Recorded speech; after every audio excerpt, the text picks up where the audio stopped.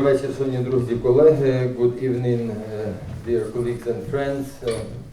I am happy to welcome everyone at the final event of this year's biennial edition, which is curated by the East Europe Biennial Alliance and organized by the Visual Culture Research Center, titled Allied. And first of all, I would like to express our deep thankfulness to Jan Sowa for kindly accepting our invitation and for coming to Kyiv. And I'm really very grateful that we are wrapping up the discursive program of the biennial exactly with Jan Sowa's talk, and especially with this topicality that the event is titled today, What is Global East and Where to Find It? Rethinking the Universal, as you can see on the screen. And in a way we are making a kind of a full circle within this biennial discursive program, since we started our conversation a month ago almost with the similar notions, right, of global socialism, global South. We were discussing global Eastern Europe. Now it's a more concise form, global East. And I'm really curious and look forward to Jan's talk, because I'm really interested how you will build up on this background. Because from our Kyiv perspective and from the Kyiv biennial side, I can say that the very emergence of this notion of global East or global Eastern Europe, it has its own sort of secret or kind of a specificity. I think Jan will be talking about this. But from our perspective, this secret or this specificity lies exactly in the repressed history or the repressed narrative of really existing alternative to capitalism. You may call it a socialist one, a communist one, a Soviet form, but apart from that, we also have to take into account that the whole anti-fascist struggle of the 20th century, especially of the second part of the 20th century, has been totally almost neglected during the last 30 years after the fall of the Berlin Wall and the breakup of the Soviet Union. So that's why I think it would be interesting to compare how Jan perceives this, but I think that that is exactly the reason, the non-existence of this alternative nowadays, why Eastern Europe cannot be easily inscribed and is not really fitting to the other dominant Western narratives, like the division between global North and global South, or post-colonial theory, and so on. So I think this legacy is really what does differentiate Eastern Europe from the West and from the other regions. So I'm happy to introduce Jan Sowa, who is a materialist dialectical social theorist and researcher. He has a PhD in sociology and habilitation in social studies, in cultural studies, sorry. He writes a lot on modernity and modernization in semi-peripheral zones of the capitalist world system, and he has been teaching at many academic as well as non-academic institutions like University of São Paulo, Akademie für Künste der Welt in Cologne, Institute for Human Sciences in Vienna, and many others. He has also worked as a curator of the discursive and research programs of the Biennale Warsaw within the first edition of the biennial, Warsaw Biennial in 2018 and 2019. And he has edited and authored several books, just to name a few: A Joy Forever, Political Economy of Social Creativity in 2018, Solidarity 2.0, or Democracy as a Form of Life, published in 2019, which is a volume of interviews with activists and scholars about self-organization. And perhaps the latest one is this one. I can even show, I have one copy, which is called The Missing Denominator, Universalism and Progressive Cultural Politics, which is very much connected. It was also published by the Biennale Warsaw team. It's very much obviously connected to the current topic of tonight. So Jan is also currently an associate professor at the Academy of Fine Arts in Warsaw. So please, Jan Sowa, on where we have to look for the global East and the potential of new internationale, I hope. The floor is yours. Thank you. Yes, of course. Thank you, Vasil. I'm really pleased to be here. I'd like to thank the entire team of Kiev Biennial for having me here. I had the opportunity to visit other regions and places in Ukraine, but this is my first time in Kiev. I'm really impressed by the city, by its boldness and aspiration. I think it really, for me, it enlightens recent and not so recent history. So really great time, and thank you so much for spending this Sunday afternoon when we could be doing other things here with me. For the sake of time discipline, I have written down my intervention. I think it's going to take about 40, maybe 50 minutes, accompanied by a presentation, partially to illustrate what I have to say, but also partially to entertain you visually so you do not fall asleep. Okay, let's go. Maybe we can dim lights a little bit so you'll see the pictures better. About a decade ago, Romanian artist Ciprian Mureșan made an attempt at rethinking the repressed legacy of the so-called communist period in Eastern Europe. His work, entitled "Communism Never Happened," departs from a statement attributed to Winston Churchill, claiming that Eastern Europe has produced more history than it is able to ever understand. There's an obvious arrogance in Churchill's opinion, as well as an illusion that the West is substantially better in its introspection and understanding of itself. Yet there's also a lot of truth in it. As a matter of fact, it's not only its historical fate that remains beyond its grasp, but also its very position in both contemporary and historical world. The East is at the same time obvious and completely obscure, identifiable on the map and ultimately elusive in its definition or characterization, especially if we attempt to do it in positive terms, looking for something beyond all apparent lacks of the East when compared to the West. This paradox has been recently explored in social sciences, with probably the most notable intervention of a Swiss political scientist, Martin Müller, that he made in the article "In Search of the Global East, Thinking Beyond North and South." Let's take the concept of the Global East as the starting point of our investigation and see how far it can get us and to what extent it needs to be supplemented or even overcome. There's a bunch of proverbial anecdotes that you can hear every now and then among East European social scientists. Ask an average person in the West where the center of Europe is. A French person would point to Lyon. A German will hesitate between Frankfurt on Main and Nuremberg, while a Brit would probably believe it is, alas, in Brussels. In Poland, many hold that the geographical center of Europe is near Łódź, in central Poland. And even if it is not a universally accepted fact, this instance of Polish patriotism, surprisingly, is closer to truth than what people in the West claim.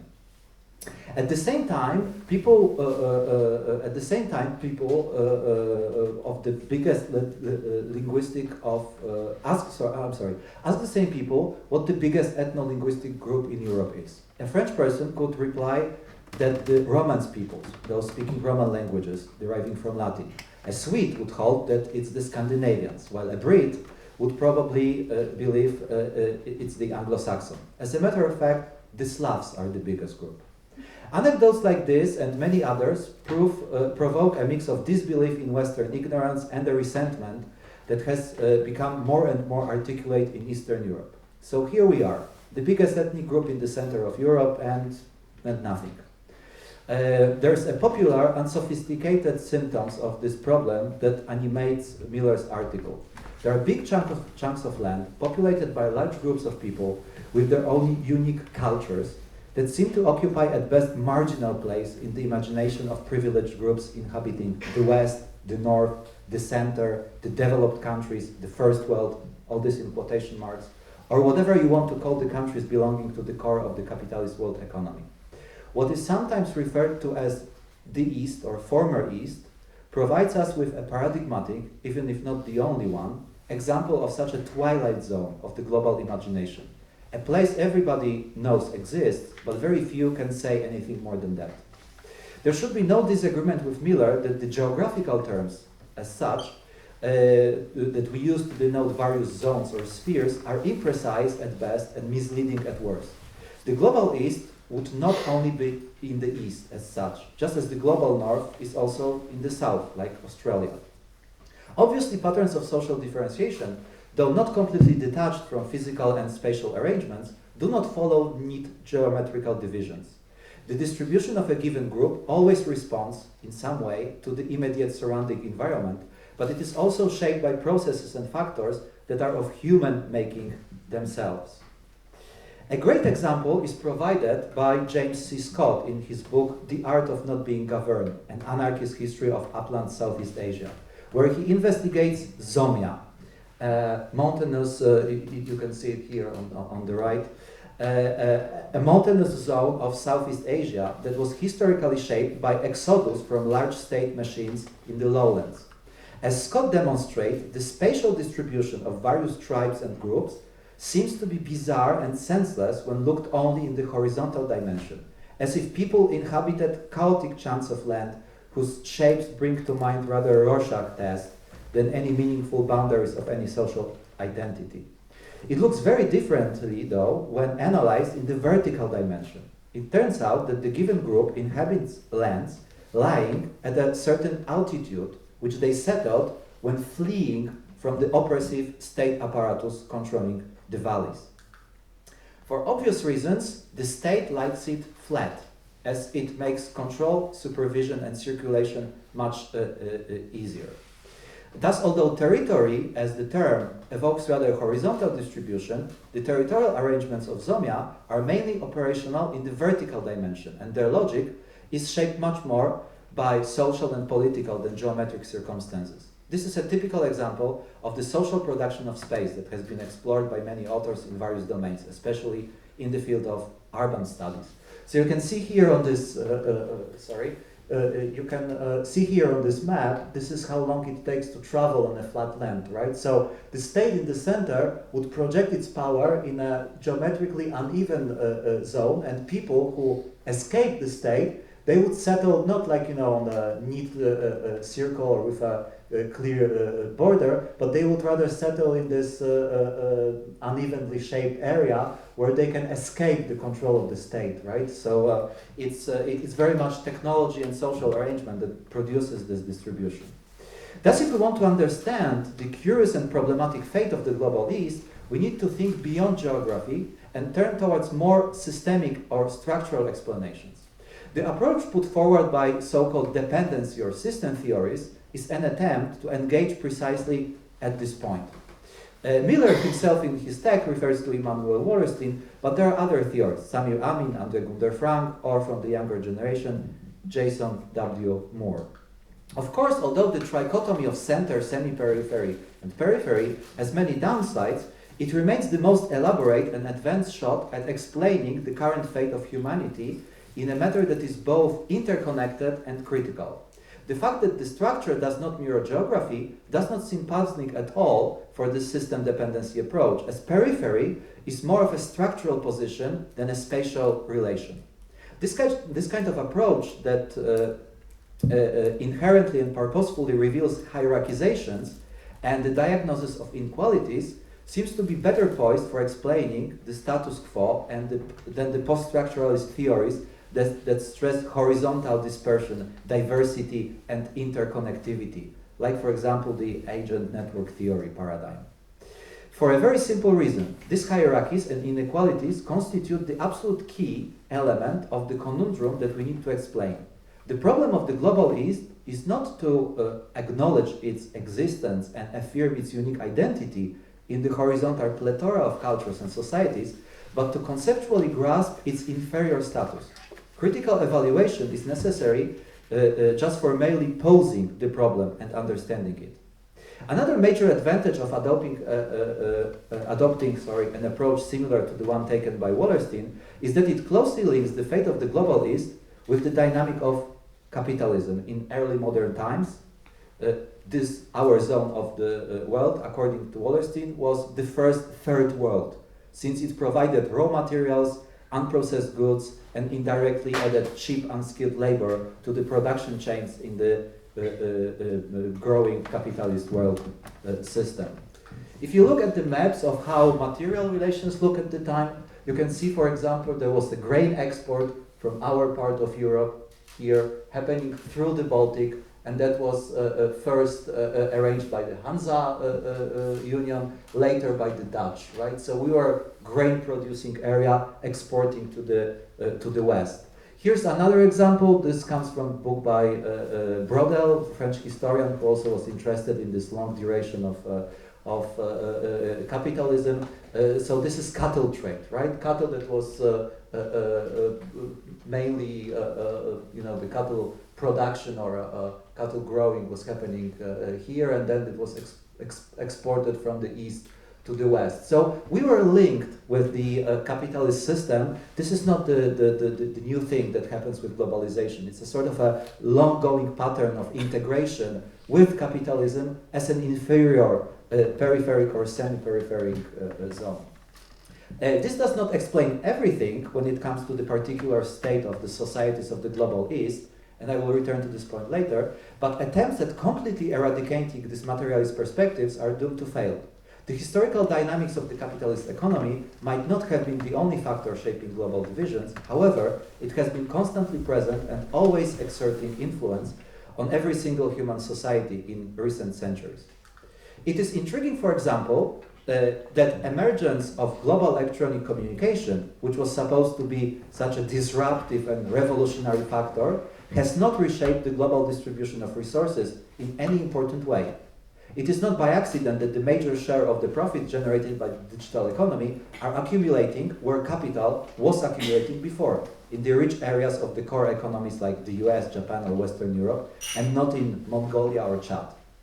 Free, uncontrolled communication has not generated a more diverse and balanced semiotic landscape, but rather contributed to levels of centralization and standardization hitherto unseen in the history of humanity. And a handful of companies, almost all of which are uniquely located on the west coast of the US, with the leading five being Microsoft, Google, Facebook, Amazon, and Apple, are the conduits of communication, labor, and leisure for half or even more of the world population.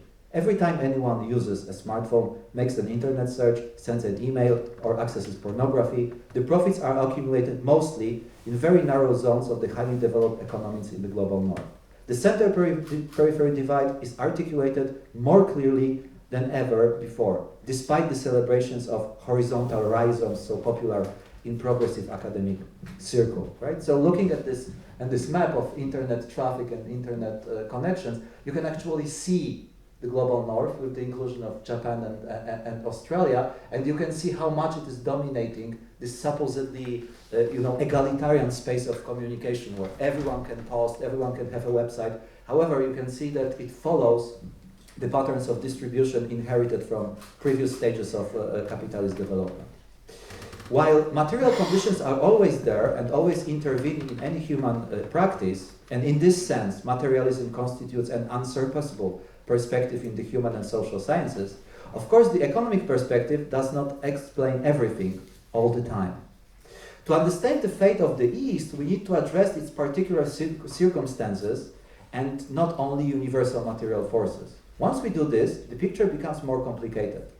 That which seems to belong to the same category of rather neglected than dominated societies, which differentiates, according to Miller, the global East from the global South, right? The global South is dominated, where the global East is rather neglected.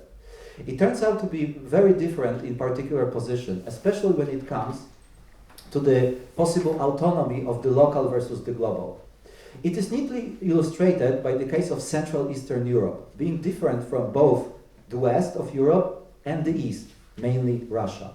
The debate about going with the West or sticking with our own culture, which Clifford Geertz labeled as the conflict between epochalism, let's go with the zeitgeist of the epoch, and essentialism, let's cultivate our unique authenticity and identity regardless of what is going on elsewhere, was the very core of the debate between Westernism and Slavophilia in the Russian civilizational zone for much of the 19th and part of the 20th century. Poland, dominated by Russia until 1918, took part in these debates. However, it was very difficult or virtually impossible for Polish intellectuals to assume any meaningful position in this debate, since for Poland, both eventualities entitled some kind of subjugation, to the West in the first instance, or to Russia in the second.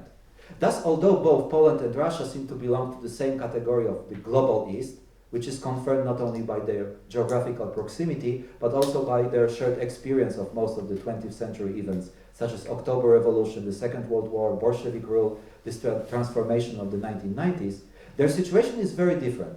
For complex historical reasons, Russia, with its recent and splendid imperial past, can reflect upon autonomy and authenticity, while Poland can only choose who will dominate it. So obviously, the very same heterogeneity that complicates neat divisions into the center and peripheries also destabilizes the category of global East.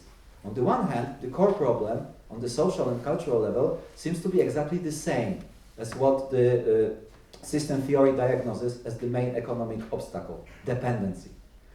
One of the key features of global East is its inability to assume its own autonomous position. The global South, although poorer, seems to be in a better position in this respect because it is much further away from the dominating metropolitan areas, not only in terms of physical space, but mainly due to cultural affiliations.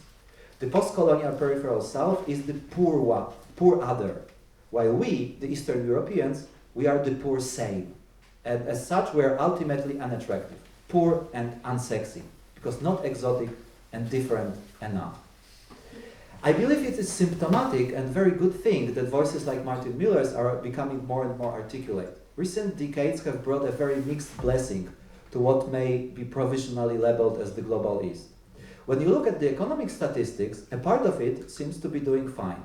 In Poland, for example, the 2020 coronavirus crisis broke almost 3 decades of constant and uninterrupted GDP growth, which is an amazing achievement on any scale, be it European or global. On the other hand, there is a widespread sense of defeat, resentment, disappointment, and frustration, and other similar affects in Polish society. Apparently, the global East can't get no satisfaction. Many find it puzzling that a booming economy goes hand in hand with such a lack of contentment. And the success of populist politics is a sign of this lack of contentment and satisfaction. A Marxist finds it less surprising. The belief that smooth functioning capitalism solves all problems is the key part of ideological screen of fantasy that capitalism builds to hide a much more inconvenient truth. But it goes further than that. What animates the right-wing populist revolt is what the fuck kind of fury that is animated precisely by a feeling of inferiority, unimportance, and lack of recognition. The global Eastern condition means that we went through painful economic reforms. We adjusted our institution to the Western standard to be able to join the EU. We patiently went through humiliations of the so-called accession process, when we were told by the Western leaders, like Jacques Chirac, that our best option is to shut up and not to comment on international politics adopted by Western powers. At the same time, we have achieved a brilliant economic success, or at least that's what the official propaganda says. We have the deepest diving pool and the biggest amusement park in Europe. That's true, that's Poland. And now we are even building the highest building in the EU. But still they, which means the West, they do not love us. They remain ignorant of us and our great achievements. Just think of Chopin, yes, he was Polish, or Marie Curie, yes, she was Polish, or John Paul II. At least everybody knows that he was Polish, but after the last revelations regarding pedophilia in Catholic Church, it has been rather the ultimate embarrassment. The West actively affirms our civilizational inferiority, treating us only as a source of cheap labor. Just think of Polish plumber in France, or the entire army of Polish migrant workers who constitute nowadays the biggest foreign-born group in the British Isles. Ironically and deconstructively enough, it needs to be acknowledged that our achievements in the last decades are intimately linked with our failures. It is precisely the way we won our prosperity and freedom that is the source of our malaise and our unsatisfied need for recognition. We have done it by imitating. After all, we just copied everything. Our institutions were modeled after the Western liberal democracies, our laws were adjusted to EU standards, our economic transformation of the 1990s was designed by Jeffrey Sachs and David Lipton, two Harvard-based economists, the neoliberal zealots, along the lines of the so-called Washington Consensus. We built malls and highways just like the West, and our popular culture neatly imitated the Western, mainly American model. This giant exercise in imitation was justified by the sociological thought of the time, namely the so-called modernization theory, that affirmed it was normal and beneficent for some to lead and others to follow. Nevertheless, imitation, as was recently argued and analyzed in detail by Ivan Krastev and Stephen Holmes, is a very tricky procedure. Being a Xerox boy may allow you to succeed. After all, the history of life on Earth as such is a string of imitation and usurpations, but the amount of recognition and satisfaction, or jouissance, if you want to put it in a more elaborate way, it can provide is very limited. Especially nowadays, when the hysteria of internet celebrity culture made everyone eager to be recognized for what they are. Both the left and right agree on that, differing only in their opinions of what should be an acceptable source of pride. One's suffering and subjugation combined with impeccable moral virtues for the left-wing identity politics, and tradition combines with one's particular culture for right-wing identity politics. The crucial question remains, what do we do with it all? Some believe we should take Gayatri Spivak's concept of strategic essentialism as the answer. It is here that I rather disagree, for three reasons. Firstly, the practical effects of the essentialist identitarian turn of critical theory and activism are really regrettable.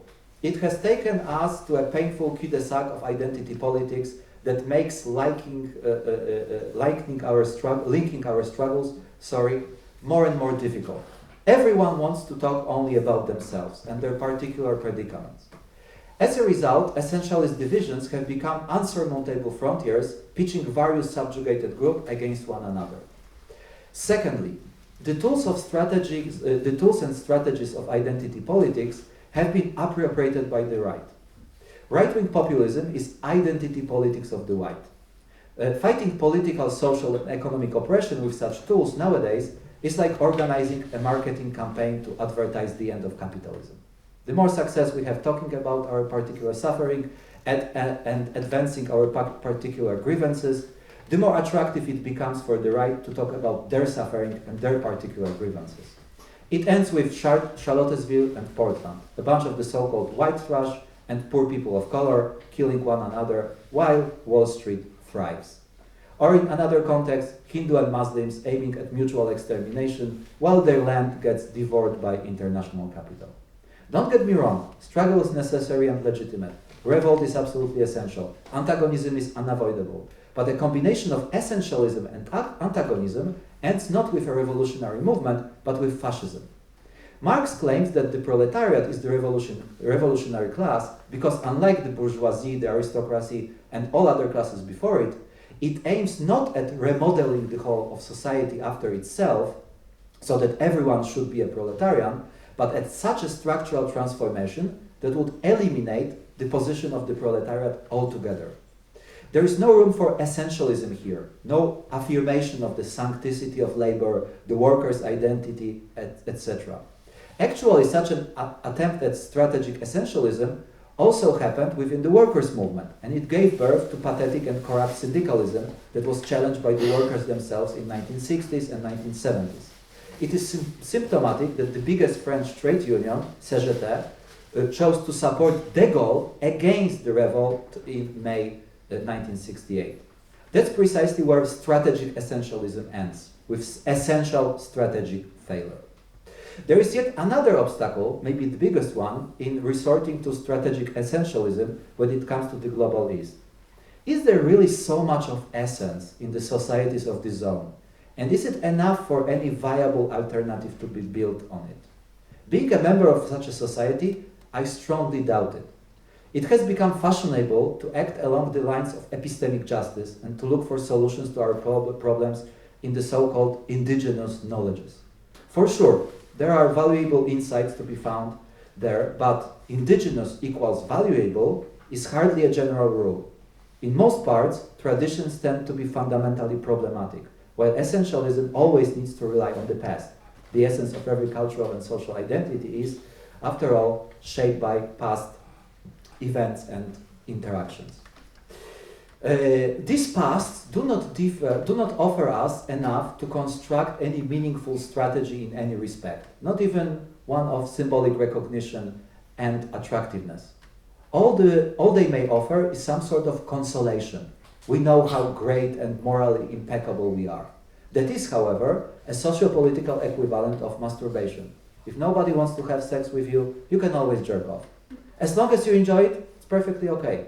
However, building lasting relationships based on masturbation does not seem to be the best possible idea. What other option do we have? Trying to be faithful to the traditions of critical thought and action, I would say the very same one as those who struggled before us, to look for some kind of universalism in the practical form of internationalism.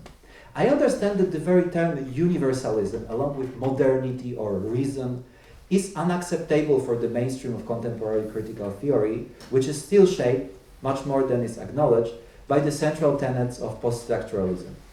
A lot of criticism directed towards them is entirely legitimate. And, of course, there can be no going back to any kind of colonial universalism. But just as there is alter modernity, a minoritarian current that can be traced back to Spinoza and radical enlightenment, and anti-capitalist struggles undertaken over centuries can be understood as attempts to counter the fatal elements of capitalist modernity, not with an anti-modern, but with an alter-modern project. They may also be a possibility of what we may label as alter universalism, or a universalism of the subaltern. So the question would not be how the East can fight against the West, or how to differentiate itself from the global South, but how people in the East and in the West can fight together, of course in the South as well, can fight together against forces, institutions and arrangements that are detrimental for all of us, no matter what our skin color, gender or sexual orientation is. This new universalism of the subaltern is what the political meaning of Global East may become. So, that is an idea. But every idea needs a material incarnation within a given social and political historical conjuncture to be able to enact itself in history. So how can we relate to the very material experience of Global East, both past and present, in a way that would be both non-essentialist and promising in terms of possible political alliances? Let me try to sketch such a possibility, departing from a small yet very symptomatic observation made by Antoni Duda Dziewierz, Polish emigrant to the United States who visited his old village near Rzeszów in 1929. So I quote here from his article. After arriving in the village, I experienced various contradictory feelings. I was offended by the old customs of our people. I was stunned by the barefoot, dirty, sunburned legs of girls, elderly women, children and men. Legs red like baked crayfish. It looked so archaic to me now, so reminiscent of slavery. Just so poor and unsightly that it really felt offensive. Not everyone walks like this out of necessity, for lack of shoes, but simply out of habit. However, the emigrants, those who return to Poland from the world, they do not live like this anymore. What I find striking and very revealing in this quote is not the image of poverty as such, but rather the reference to slavery. We are accustomed to thinking about it as a phenomenon that happened to people of color in some distant lands, mainly in the US and South America. Yet, when we pay a closer attention to the history of our own region, we'll find that up until late 19th century, that is around the same period as the slavery was abolished in the US, vast segments of our societies remained in a state of dependency very similar to slavery. I'm talking, of course, about serfdom that engulfed the entire Eastern Europe of that time and was little different from Western slavery. The only real dissimilarity was the fact that people were not individually sold and bought in the serfdom regime. They could, however, change owners in a wholesale manner when the villages were sold together with their populations. Apart from that, the authority which a noble had over his peasants mirrored in all aspects of the power of slave owners over their subjects. A master could discipline peasants in a way he judged appropriate to make them work on his field, There was no legal instrument to effectively challenge the abuses, as courts, as well as administrative positions, were controlled by aristocrats. The workload expanded the workload expected from a peasant was systematically increased from 2 to 3 days in a week in 16th century to even 11 days in a week in 18th century. Since a week has only 7 days, it meant that peasants' wives and children were also forced to work in the field. Sarmatians perfectly combined slave and child labor. The master, Polish pan, the form we also use nowadays to address one another politely in Polish language, so it's the equivalent of French vous or German Sie, controlled free time of his peasants as well as their personal lives. He had authority to tell them how much alcohol they should be drinking and forbid them from buying it from everyone else apart from himself. That was called propination, propinatia, the monopoly, aristocrats' monopoly on production and distribution of alcohol. They could decide the fate of the peasants' children, allowing them to migrate to a city and become a craftsman, or forcing them to stay at the manor and work in the fields. They arranged marriages, and they were able to make the widows remarry with the candidate of his choosing, as well as to rape newlywed women, the famous jus prima noctis. The physical abuse was widespread and is well documented also in literature and arts, from folk songs gathered by Julian Przyboś and published in a fabulous collection Jabłoneczka, to literary texts such as Zamek Kaniowski by Polish romantic poet Seweryn Goszczyński. Daniel Beauvoir, in his brilliant description of post-Sarmatian social relationship in 19th century Ukraine, quotes court documents proving that a nobleman's punishment for killing, even in the most brutal way, a peasant, was at worst several weeks of prison, at best a prayer. It was, on the margin, it was a regime that very neatly resembles biological power, the way it's conceptualized by Giorgio Agamben. So it was a power over bare life. A peasant was not a person, it was a working mechanism, a machine that was controlled by the landlords in the very same way as slave labor was in the Americas. If we look at today's Polish society, we find a lot of traces of post-slavery conditions that make it look similar to southern US or Brazil. Steep social hierarchies, manorial style of management within Polish enterprises, documented by sociologist Janusz Hryniewicz, extreme exploitation in the workplace, combined with little or no security, widespread anxiety among workers, and a kind of aristocratic disdain for lower classes among the new middle class, accompanied by vicious resentment among the poor. Thinking about Poland as a post-slavery society provides more insights into its condition and its difference with the West than references to its belonging to the West on the basis of religion or shared history. What's more important, it may provide a foundation for an alliance with the Global South, shaped by the experience of slavery and colonial oppression. Yet there's an obvious obstacle to this alliance, something we need to fundamentally rethink if this kind of coalition is ever to emerge. Global East is not only accustomed to think of itself as white, but also to derive a racist pride from this fact.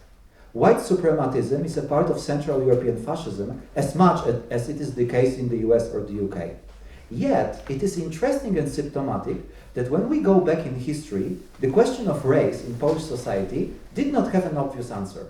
Polish aristocrats defined themselves as a separate ethnic identity, the Sarmatians. But, they constituted no more than 10% of society. Peasants had the same skin color as their masters, but their position was conceptualized as the one of different ethnicity. It is telling that the Polish aristocrats in the colonial area of Kresy coined the term czern, something like the blackness, to describe local peasant population that they enslave in today's Ukraine. Nowadays, Polish minority in Western Europe conceives of itself as white, but its structural position is much more similar to people of color. They compete mostly for the same jobs, and their status is much more precarious than one may believe, as the fate of Eastern Europeans in the UK after Brexit has dramatically demonstrated. So they are white, but not as white as Westerners. The term off-white was proposed to address this paradox. Actually, the insistence on whiteness of this group is what makes it impossible for them to perceive the real situation they are in. It also makes the alliance with the Global South more problematic, despite the fact that it is in the Global South that the Global East finds itself more at home than in the Global North or West. So, for this alliance to happen, two preconditions would need to be fulfilled. Firstly, the allegedly white citizens of the Global East would have to be ready to give up the attachment to their supposed whiteness. That's very difficult if you belong to subaltern class desperate for any sort of recognition. It is here that the dark source of white supremacy's ideology truly lies, in consolation it offers. But on the top of that, another thing would need to happen. This gesture would have to be accepted by the victims of white racism. It is far from sure that it would be an easy thing to do it in contemporary landscape of identity politics. However, difficult it may seem, I do not believe it's impossible. Actually, history offers us a great example of such an alliance, and let me end with a brief account of this inspiring coalition. It happened at the dawn of decolonization during the 15 years long Haitian Revolution. By a bizarre twist of history, a legion of Polish soldiers was dispatched to Haiti by Napoleon to crush the slaves' uprising. That was in 1802. Polish soldiers had joined the French to fight for Polish independence from the partitioners, Prussia, Russia, and the Habsburgs, who were all Napoleon's enemies. Instead, the Poles found themselves helping the French to oppress the black population of Haiti. It provoked a deep discomfort in their minds, and as a result, a part of them refused to follow the orders, while another part joined the uprising against the French. After the revolution succeeded, in the gesture of gratitude, the first head of Haitian state, Jean-Jacques Dessalines, allowed Poles to remain in Haiti and to own the land, despite the fact that other whites were either massacred or pushed out of the island. He also called Polish people the white Negroes of Europe, what was repeated in the mid-20th century by François Duvalier, the president of Haiti, who used a similar expression, European white Negroes. I dare to use the N-word here only because it's a quotation mark and originally it was used by people of color, so I believe that this is acceptable in this situation. Polish culture, with its iconography, got intertwined with local beliefs in sometimes stunning ways. The iconic representation of Virgin Mary, the so-called Black Madonna, served as canvas for depicting Erzulitantor, a voodoo loa, a powerful spiritual being associated with water, fluidity, femininity, and feminine bodies. Also a patron of lesbians. So the picture you see here, this is not an artwork, this is an actual ethnographic object or a documentation of precisely the depiction of Erzulitantor, this voodoo spirit that uses as its canvas the picture that is like really the center of Polish religious rituals and imaginary, the picture of Black Madonna in Częstochowa. So let this inspiring image remain with us as the foundation of what the future global is may be. Thank you very much.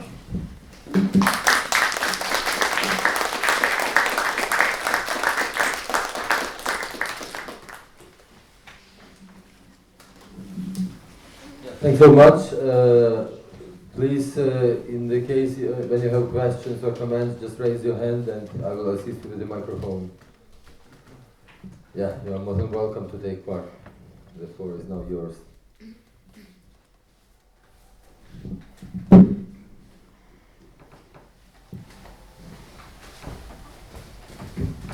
First of all, thanks so much for the insightful lecture.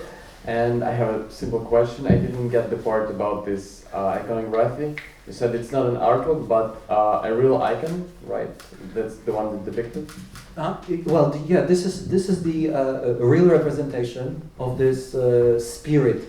That's Erzuli is like the general name for this family of spirits, and this particular spirit in voodoo, in Haitian voodoo, is called Erzuli Dantor. So this depiction, and you can Google it up, I didn't want to put too many images, there's a lot of depictions of this deity, voodoo deity, that are directly based on the representation of Black Madonna, the Christian Catholic icon that is in Częstochowa in Poland. As it was brought by Polish migrants, and it was a very important picture for them.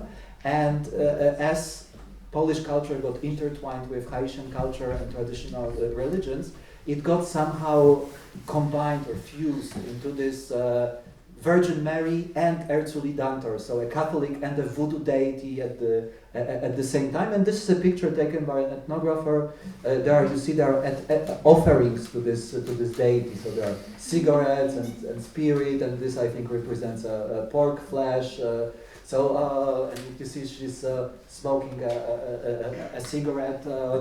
I find it, as a Pole, I don't know what, I was brought up as Catholic, I'm now a radical atheist, obviously, but this picture of the Black Madonna of Częstochowa, this is really something like an iconic part of, Polish cultural identity. Also, historically, when the Swedes invaded in the 17th century, then Częstochowa was like the last defense. So it's a very symbolically loaded picture in Polish culture. To see it appropriated and reused in this way in the global southern context, and also the color, it's also called in Polish Black Madonna, because actually this icon probably originates somewhere in the east, and the depiction of the Mary's skin is dark. It's not totally black, but it's dark when you look at it. So this fact that the iconic representation of Polish religion is actually a black woman that got used in such a way in Haiti by people who were slaves, just as our ancestors were slaves. And this unbelievable moment when I think really one of very rare moments in our history when Polish people really recognized their position. So they were there sent by the French, but they realized that their real position is not with the French, with the West, to oppress other people, but it's rather similar to the position of black slaves in Haiti. So in a gesture of like an authentic moral, more moral than political movement, they embraced the cause of the black slaves against the French, although politically the French were their allies in fighting, in this shallow political military zone. So this is I believe this is precisely the moment of the universal. That is, despite symbolic arrangements and all this ideological articulation, there is something real in structural psychoanalytic terms. So something that is always there, that may be covered, but it's coming to the surface. It was a kind of encounter with the real, and I believe this is a kind of a universalistic moment, because you are really experiencing something that is like essentially there. Always there. You may be not aware of it, but it's there. Awesome. Thanks for never heard of this occurrence. Yeah, and these people, they still, the Polish community is still there, and you have beautiful images of interracial marriages, and you have people who are, you can see that they are at the same time black, but they have something very Polish in their faces. It's really, it's very uncanny. And the fact that I think it's really this white Negroes of Europe, when you take this, like before this picture, fuck off Polish scum, and precisely structurally the position of Polish migrant workers in the West. And I think in this respect, I know that there are legal differences, because within the EU you can migrate and travel, and Ukrainians cannot do it. But I think really structurally, this is a very similar position. We are really kind of same people in the same situation. And Brexit showed that, okay, you have some legal guarantees, but these are not your rights as a citizen. So they are of course more stable, but these rights can be evoked, and people who spent like a decade there and had families and even property, now they don't know what to do with themselves. They probably have to escape. So it's really a kind of precarious position.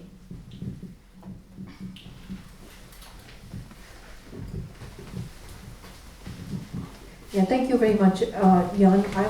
I'm again, it's more of a, yeah, it's a question, but also another problematic that I also came across. I love to focus on difficulties, that's somehow my hobby horse, but I think I think in terms of, it's not, I think in terms of structural differences, it's not only race that we have to grapple with in terms of global south, but I think the question of mobility, I would say somehow maybe it's another thing to tackle, just in terms of, in contemporary times, what kind of passport do we have? I mean,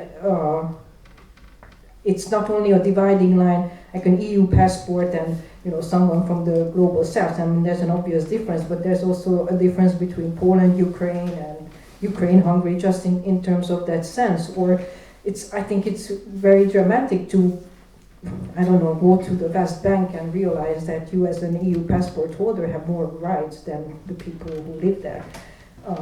So I don't know, I mean, it's just, I don't know the solution to it. I'm just wondering if in this, if you can tackle, or yeah, if you have any thoughts on if you look at this question of mobility or passport, which obviously connect to the nation states and all this problematic, but yeah, just curious to hear your thoughts on this. Yeah. Obviously, there's an advantage that we have as EU citizens.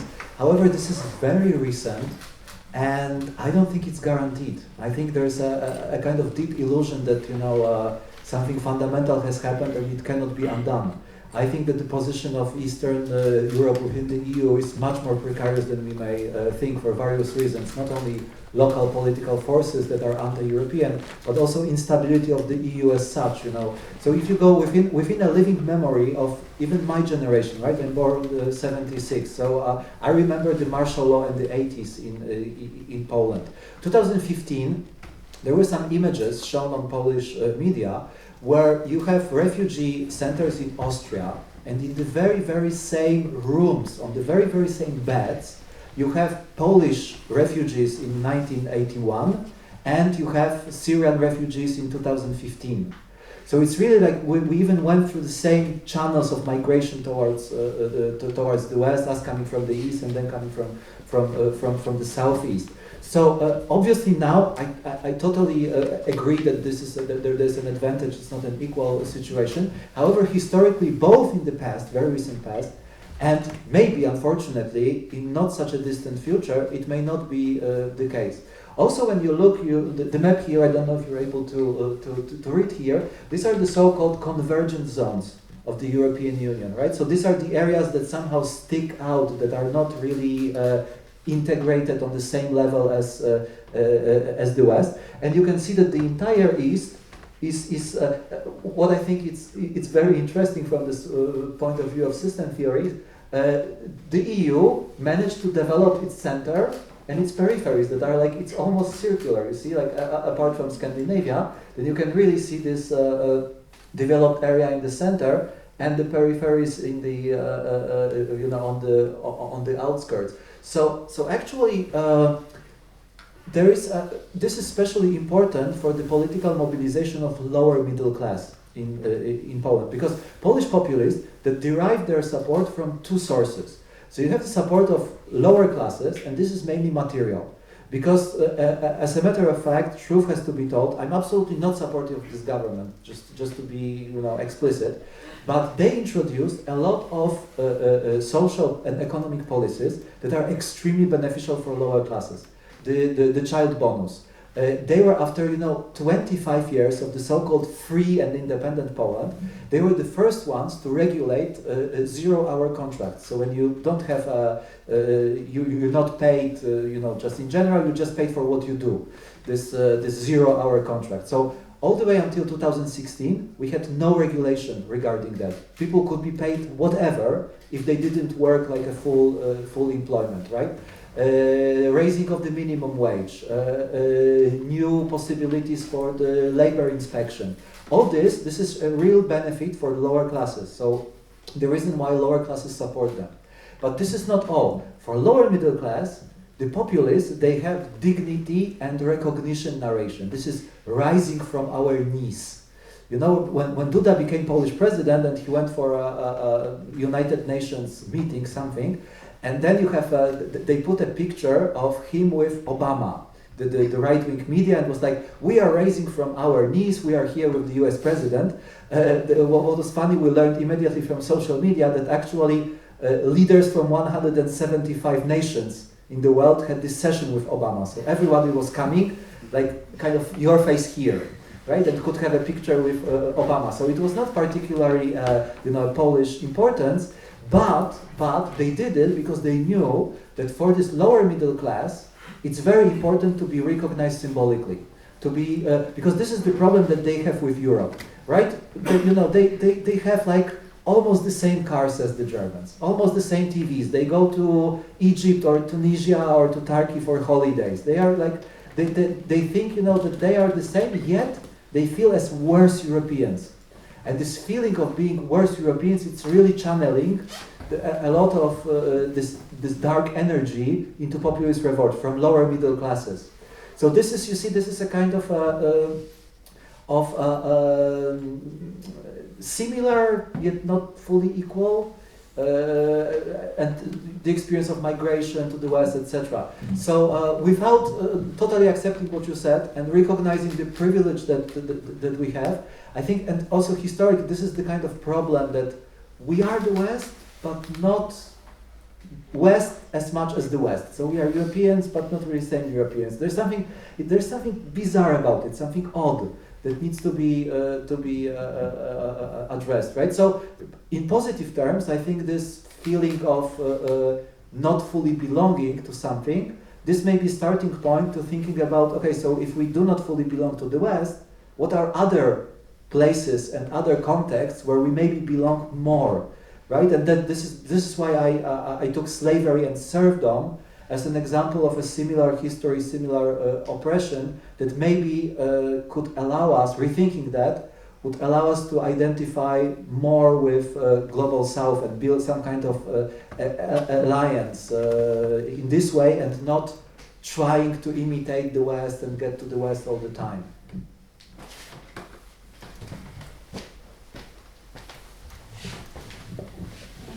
Thank you so much, Jan, for this beautiful talk. I was just wondering if you've also given it like a similar talk, or maybe the same sort of expressed the same ideas and a train of thought in the more mixed audience, or audience with academicians and artists and, from Global South, and if there has been already some discussions whether how would that dialogue kind of continue potentially, and those alliances for the future in terms of research or something like that. Mm-hmm. Okay, so we had this idea with Warsaw Biennial, the first edition that I worked for, of creating a kind of forum that was called TransUnions.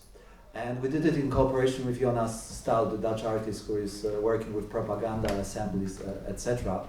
And I was not directly implicated as participant, but of course I took part in conceptual preparations, etc. And I was there looking at what was happening there. And I have to tell you that it was such an incredible failure of building any sort of alliance. Also because, this is the moment when the white skin color becomes a problem. Because, this is something that people see directly, and Poland or Holland, that's just one letter difference. It doesn't, for people who come from Global South, or even, Western countries, people of color, the skin color is the first thing that they see, and they automatically associate this with privilege, which of course I don't want to negate it. Obviously, white skin color is a privilege that we also enjoy in a way. However, this is precisely the our position of being off-white, not white as the white, and also in terms of historical experience. Poland had a colonial project, but it was like Russian colonial project to colonize the proximity. Right, so it happened in the zone from the Baltic states, today's Belarus, today's Ukraine. It was not a project of overseas expansion, right? And even structurally, when you go again to this world system approach, when you look at the position of Central Eastern Europe in this capitalist system, that really we were something like the first third world in terms of quotation marks here. I don't like this statement too much, this label. So we occupy this periphery, semi-periphery position. However, and this is why I mentioned that maybe not elaborated as much as it should be, this is a double problem of why us, in a way, distancing ourselves from whiteness, accepting that we are, as Dessalines and later, it was said, European white Negroes, but also of accepting this fact by people who are victims of racism. And I think that actually this is, it's a different kind of problem, but it's not smaller. So, and also, this is why I thought that using the picture that is not made by us. It's not that we made a picture and you could say this is a cultural appropriation because you want your religious symbol to look like something coming from the south, from people of color, but that they did it. They did this kind of appropriation. So yeah, I mean, I don't know. I think it's incredibly difficult, and that was, I think, also addressed yesterday during the lecture and then panel discussion later on, that actually I don't know maybe, but I think this example is great because it proves that in principle it's possible. It's not that it's absolutely something unimaginable, but this kind of alliance happened precisely around the question of slavery and oppression. So I think it's a kind of a ray of hope that it's possible, but of course I don't know how to do it, and also I don't think that we can theoretically come with a solution. I think this needs to be, and this is again the Haitian situation, an alliance of struggle, like people who struggle together for the same thing. Not organizing seminars where it's always like who's gonna say something interesting and a kind of competition and stuff like this. It's always there, and you could see it there during this event, the TransUnion, sort of an attention economy, right? So this is completely different. But when you struggle, for example, okay, I have because I have collaborated with a little bit with American literary theorist and philosopher Walter Ben Michaels, who is very interested in this question of identity politics, etc. And then he told me that when he was traveling around the US doing talks about stuff like this, identity politics in the US, class versus race, etc., it was either disbelief, refusal, or even a sort of aggression that he was meeting. However, when they started doing a workers' union at the university to unionize the workers, then it turned out that this problem do not even appear, right? So you have a meeting of people who gather in the same room, and they start not by defining themselves as post-slaves or whites or people of color. They come there as workers. And coming there as workers and having a common struggle, it turned out that things that were impossible to overcome on the level of this abstract discussion, once you are in a common struggle, it turns out that these problems are not so important. Because they all are in a way exploited, dependent. They want the same. Actually, they want the same things. They want more security, more autonomy, higher wages, etc., etc. So maybe this kind of maybe the ecological struggle. Maybe this is another universal. I have not mentioned this at all, but obviously this is another real that is coming, in a sense of something that we pretend it's okay, but it's not okay, and it's going to be coming back again and again. Migrations, Syria war was in an important part provoked by climate changes, right? Access to water and wells that became a huge problem because of enormous drought. So maybe this would I'm just trying to think about possible fronts of struggle, not so much conceptual solutions, but more practical ones. So maybe, I don't know, we'll see.